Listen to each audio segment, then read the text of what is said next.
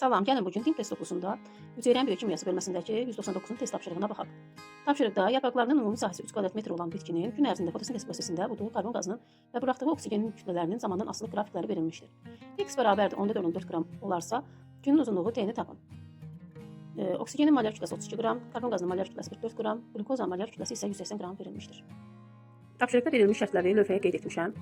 Gəlin indi tapşırığın həlli adımlarına birlikdə baxaq. İlk əvvəl fotosintezin ümumi tənliyini yazaraq başlayaq.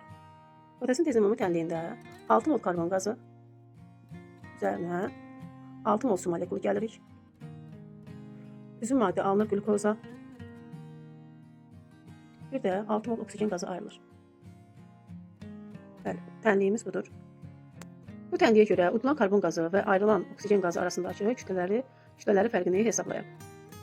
Karbon qazının molyar kütləsini 44 qram verib bizə. 44 qram verib və tənliyə əsasən karbon qazının qarşısında, əmsalında 6 olduğuna görə, 6 mol olduğuna görə 6-nı vururuq 44-ə. Karbon qazı 6 vurulsun 44 qram. Eləyəcək 264 qram. Ayrılan oksigen qazının qarşısındakı əmsalda 6 mol olduğuna görə 6-nı vururuq 32 qrama. Eləyir 192 qram. Bəli, 192 qram edir. Deməli, udulan karbon qazı ilə ayrılan oksigen qazının kütlələri fərqi 264 qramdan 192 qramı çıxırıq. 264 qram çıxırıq 192 qramı.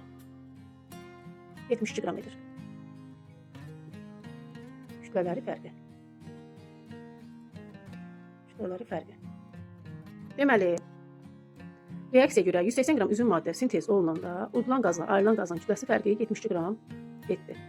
İndi isə ümumi sintez olunan üzüm maddəni tapaq. Tapşırıqda bizə qrafikdə kütlə fərqi x-i 14,4 qram vermişdir. Bizdə də 72 qram fərq yarananda, gəlin tənasüb qıraq indi.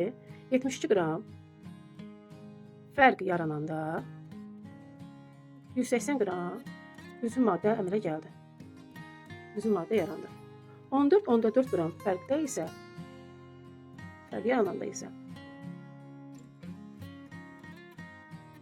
neçə qram üzüm maddə yaranar? Onu da M ilə işarə edək. Buradan M tapdıqda 36 qram üzüm maddə yaranır. 36 qram üzüm maddə yarandı. Tapşırıqda bizdə sonda günün uzunluğu soruşulur. Buna görə də fotosintezin məhsuldarlığı düsturundan istifadə ediləcək. Fotosintezin məhsuldarlıq düsturu M bərabərdir S vurulsun T. M bərabərdir S vurulsun T. Burada M üzüm maddənin kütləsi, S yarpağın sahəsi, T isə günün uzunluğudur. Günün uzunluğu tapılması soruşulur. T bərabərdir M bölünsün S-ə. M-i tapdıq 36 qram. Buradadır. 36 qram. Məsələnin şərtində isə S-i 3 kvadrat metr verir. Bölürük. Gətirib burada yerinə qoyuluq. 3 kvadrat metrə. Tapırıq 12 saat. Deməli, bizim tapşırığımız